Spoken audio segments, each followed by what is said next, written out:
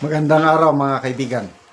Bigyan natin ng reaction opinion ang nakakabahala, nakakatakot na plano ng Marcos Jr. administration for next year. Bakit nakakatakot? Uutang na naman ng sobra 3 trillion pesos. Grabe, no? 3 trillion. Bigyan ko muna kayo ng update sa ating fund drive for Brave 14 Marines. May naipon na sa GCash natin na 86,500 pesos. Hopefully after 1 or 2 days, aabot na ito ng 100,000 para ipadala ulit sa kanila. So, 470,000 pesos na ang unang naipadala, plus madagdagan ng 100,000 bukas makalawa. So, 570,000 na. Sobra 1.5 million na po tayo. Salamat sa mga nagpapadala at salamat sa mga gusto pang magpadala. Dito po yung ating GCash number. 0966-265-8480. Pangalan ng GCash is Ivan Henry Cebu. Bukas makalawa, lalabas na naman ang mga warrant of arrest nila. Kailangan nila na magpiyansa. Kailangan ding masuportahan ang kanilang pamilya. Suklian po natin ang kanilang kabayanihan na hindi nila tinanggap yung 25 million pesos offer sa bawat isa sa Brave 14 Marines. Ito, post ng ang balita ngayon, utang na naman. Marcos Jr., admin, planong mangutang umano ng 3.3 trillion pesos sa 2027 upang pasiglahin ang ekonomiya.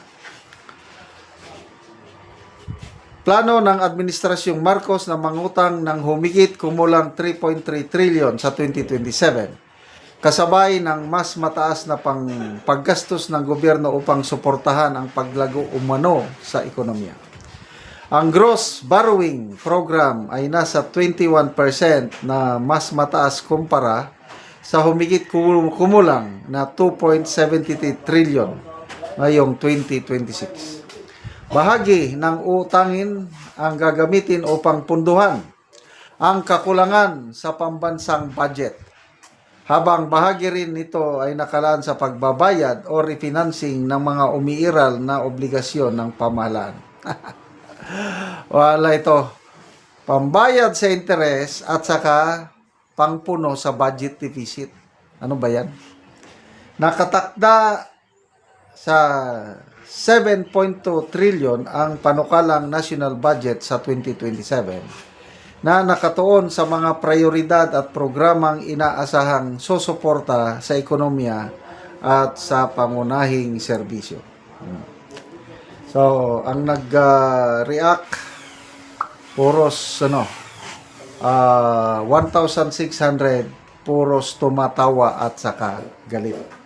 Okay, ang tanong, magkano na ba ang utang natin ngayon? Sa ngayon, August wise, nasa sobra 19 trillion na ang ating utang. So, ang projection, by the end of this year, ito, post ng Philippine Star, the Philippine government's outstanding debt is projected to hit 21.48 trillion by the end of 2027, according to the latest budget of expenditure and sources of financing. Okay, so kung 21.48 plus 3.3 trillion, magiging 24.7 trillion na ang utang natin by the end of 2027.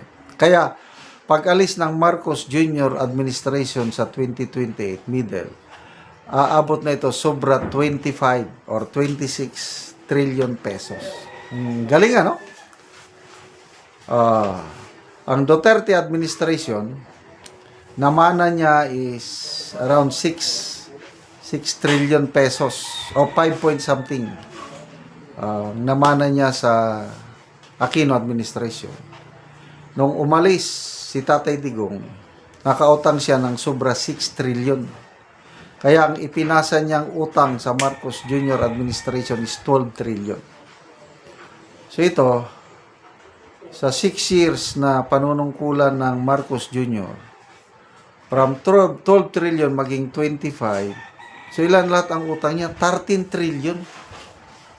So, saan napunta ang 13 trillion? Si Tatay Digong, yung utang niya na sobra 6 trillion, binuhos yan sa pandemic. Ibinuhos yan sa build program.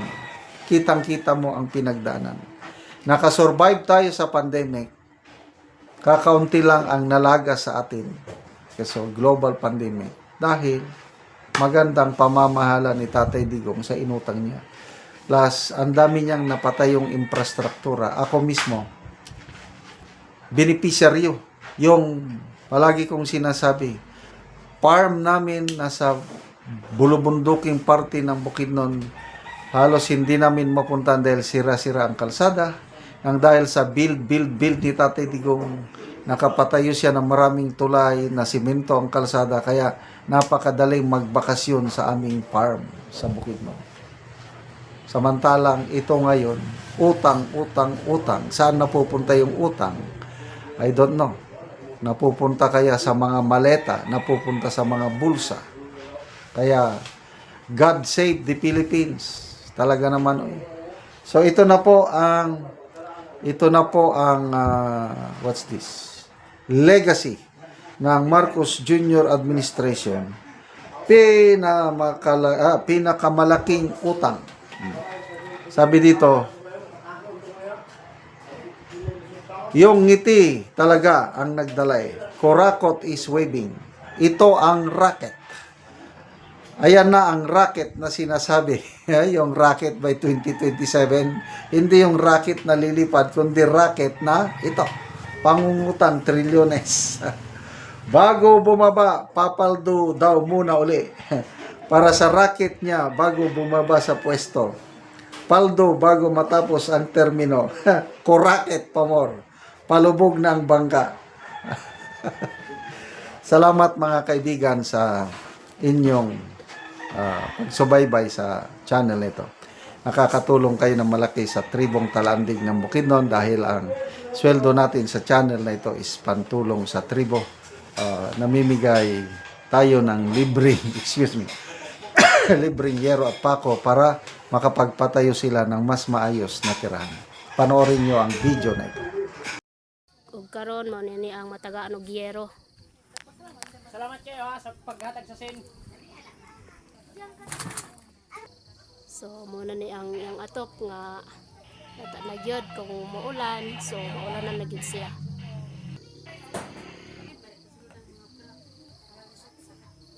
So buslot na gyud ang ilang yero.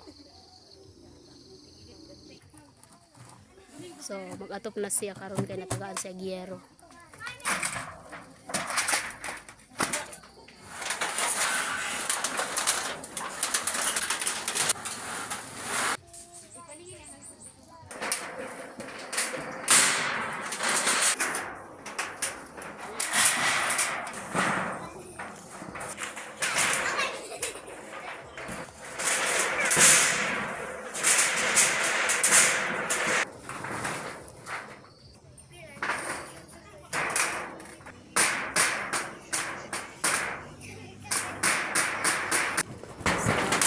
Nagyud og atop og napulihan na ang ilang yero.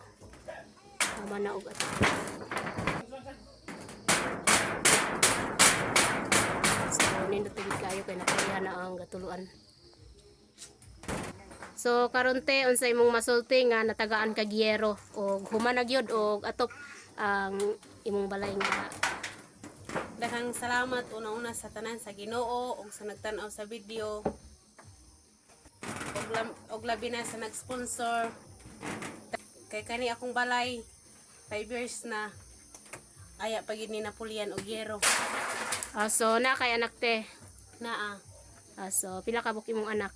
isa unya bros pagid ko karon. So si ate, isa yang anak, so nanay ikaduha, so aya pag napulian ang yang yero nga gaduhan na. So karon ate wala na gyud, di na gyud katuluan.